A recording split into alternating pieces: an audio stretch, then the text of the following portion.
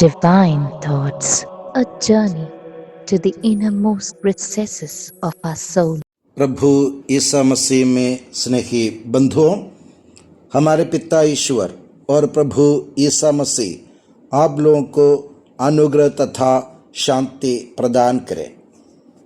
काइथा काल के पैदावार से स्वर्गीय यरूशलेम के बुनियादी पत्थर की ओर सीरो मलबार कलीसिया के उपासना पद्धति वर्ष की शुरुआत में एक विशेष पर्व मनाया जाता है जिसका नाम है नुसरदेल यानी प्रेरितों का पर्व।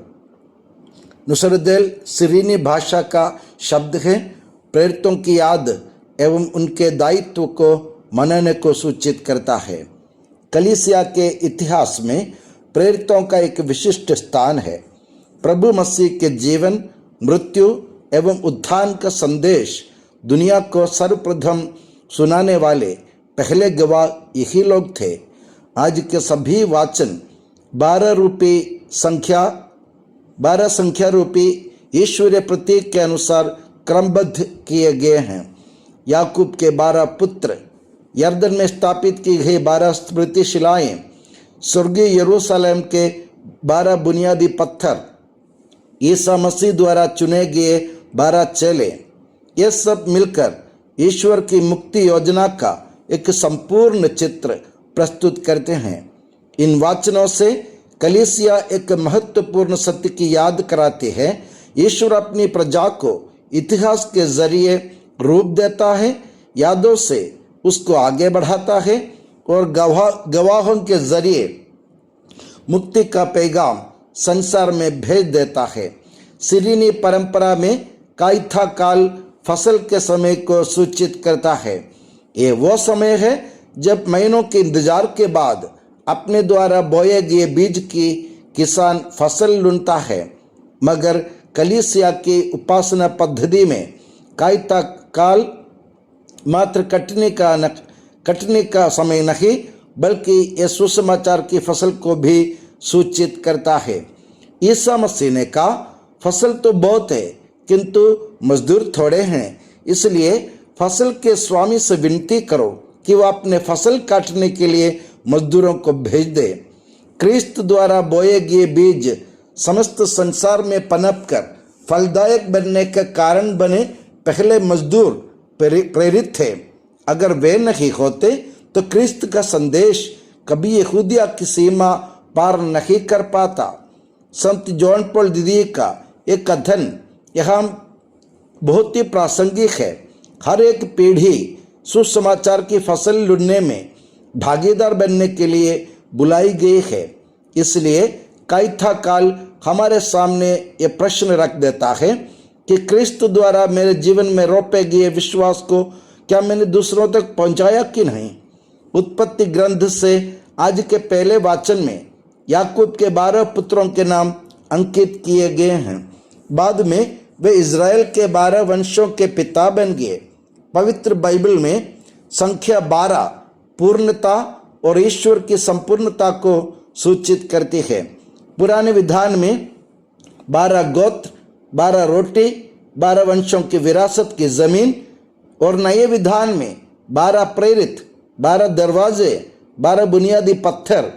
संत जेरोम लिखते हैं, जिस तरह 12 वंशों से ईश्वर ने इज़राइल को रूप दिया, ठीक उसी तरह क्रिस्त ने 12 चेलों के जरिए नई इस्राएल रूपी कलीसिया को रूप दिया। एक प्रशासक समिति के गठन करने के लिए ईसा मसीह ने 12 चेलों को नहीं चुना, बल्कि उन्हें इसलिए चुना कि वे पुराने विधान के पूर्तिकरण के रूप में ईश्वर की जनता की स्थापना हो जाए। यही कलीसिया के प्रेरित स्वभाव का पहला जिक्र है। योशुआ के ग्रंथ के वाचन में हम देखते हैं कि इज़राइल जनता यरदन नदी पार कर प्रतिज्ञा देश में प्रवेश करती है। ईश्वर योशुआ को आदेश देते हैं कि वो 12 पत्थर उठाकर स्मारक के रूप में वहाँ स्थापित करे। इन पत्थरों का उद्देश्य क्या था? ये इसलिए कि जब तुम्हारी संतान तुम्हें इसके बारे में पूछे तो तुम उन्हें ईश्वर के अद्भुत का बयान दे सके। यहाँ हमें यादाश्त का अर्थ, यादाश्त का धर्मशास्त्र नजर आता है। यादाश्त विस्मृति का दुश्मन होती है। जब इंसान ईश्वर का विस्मरण करते हैं तो वे पाप में गिर जाते हैं। जब वे ईश्वर का स्मरण करते हैं तो विश्वास में अग्रसर होते हैं। कलीसिया के पिता संत ओरिजन कहते हैं, ईश्वर के कार्यों का स्मरण करने वाला हृदय विश्वास में दृढ़ रहता है। आज हमारे जीवन में कई आध्यात्मिक शिलाएं हैं। बपतिस्मा का दिन, विवाह का दिन, पुरोहिताई अभिषेक का दिन, पारिवारिक प्रार्थना, प्रथम परम प्रसाद स्वीकरण का दिन, तीर्थ यात्राएं, ये सब ईश्वर की सत्य प्रतिज्ञता को सूचित करने वाले यर्दन की शिलाएं हैं। प्रकाशना ग्रंथ में यूहन्ना द्वारा देखा गया स्वर्गीय यरूशलेम कलीसिया का पूर्ण किया गया रूप है। उस नगर की दीवारों के 12 बुनियादी पत्थर हैं। उनमें किन के नाम लिखे गए हैं? मेमने के 12 चेलों के नाम। यह धर्मशास्त्र के एक बड़े सत्य की ओर हमें ले चलता है। कलीसिया का आधार ईसा मसीह है, मगर यह आधार दुनिया को प्रेरितों के जरिए दिखाई देता है। दूसरी वेटिकन महासभा के ल्यूमेन जेंसियम नामक दस्तावेज ये शिक्षा देता है। अपना दायित्व संसार के अंत तक बनाए रखने के लिए प्रेरितों ने अपने उत्तराधिकारी के रूप में धर्माध्यक्षों को नियुक्त किया।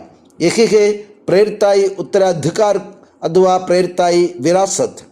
आज संत पापा संत पेत्रुस का उत्तराधिकारी है। धर्माध्यक्ष प्रेरितों के उत्तराधिकारी हैं और पुरोहित उनके सहसेवक हैं।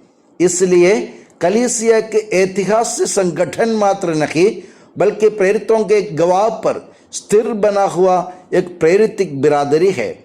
आज के सुसमाचार भाग में हम देखते हैं कि ईसा 12 प्रेरितों को बुलाता और उन्हें अधिकार प्रदान करता है। इसमें 3 महत्वपूर्ण अंग है। पहला, बुलावा। ईसा मसीह द्वारा पहले बुलाए गए सिमोन पेत्रुस, अंद्रयस, याकूब, यूहन्ना, मत्ती, इनमें से कोई भी संसार की दृष्टि में महान नहीं थे, मगर ईश्वर सादा लोगों के जरिए महान कार्यों को अंजाम देता है। कलीसिया के पिता संत जॉन क्रिसोस्टम कहते हैं, बुद्धिमान लोगों को नहीं बल्कि साधारण लोगों को ईश्वर ने इसलिए चुन लिया कि दुनिया जान जाए कि सुसमाचार की ताकत ईश्वर की ओर से आती है। दूसरा, अधिकार। ईसा ने शिष्यों को अधिकार प्रदान किया। यह अधिकार चंगाई के लिए, अशुद्ध आत्माओं को निकालने के लिए, सुसमाचार का प्रचार करने के लिए दिया गया था।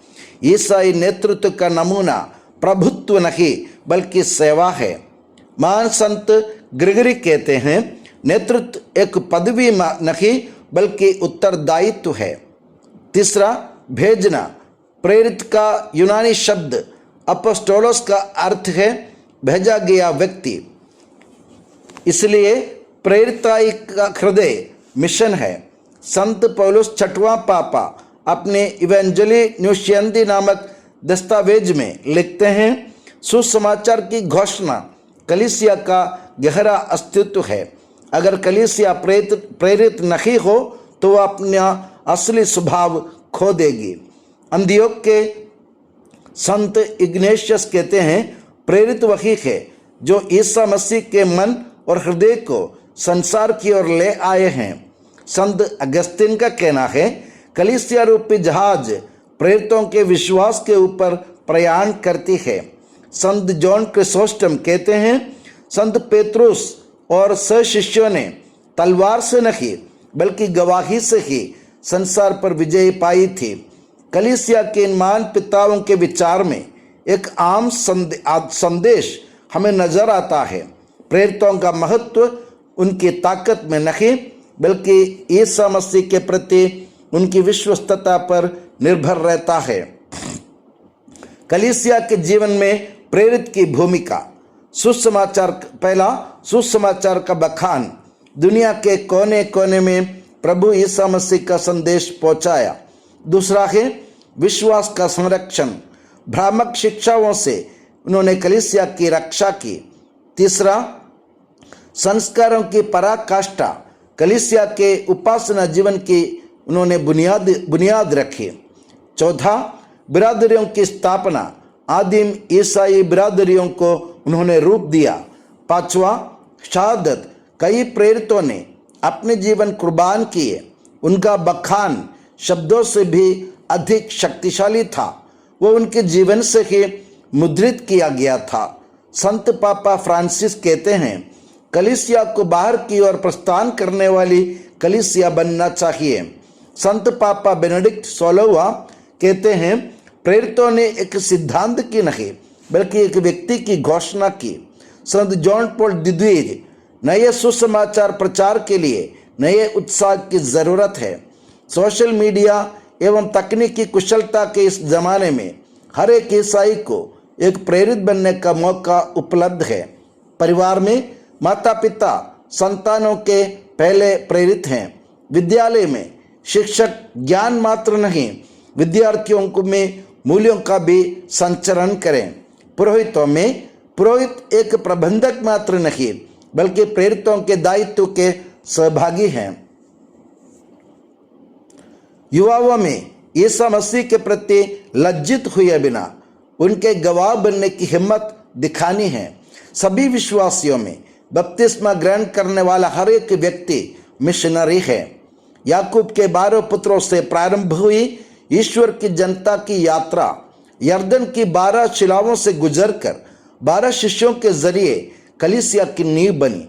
अंत में स्वर्गीय यरूशलेम के 12 बुनियादी पत्थरों पर पूर्ण की जाती है। काइथा काल के इस पवित्र दिन में कलीसिया हमें याद दिलाती है कि हम केवल विश्वासी मात्र नहीं बल्कि हम भेजे हुए लोग हैं। हमारे परिवारों में, पैरिश में और समाज में प्रभु यीशु मसीह के चेले बनने को हम बुलाए गए हैं। प्रेरितों की हिम्मत, विश्वास एवं प्रेरिताई उत्साह हमारे जीवन में ज्वलंत और जीवंत रहे, तब जाके संसार जान जाएगा कि काइथा काल की फसल की कटाई आज भी निर्बाध जारी रहता है। तुम्हें मुफ्त में मिला, मुफ्त में ही दे दो। पिता, पुत्र और पवित्र आत्मा के नाम पर आमीन।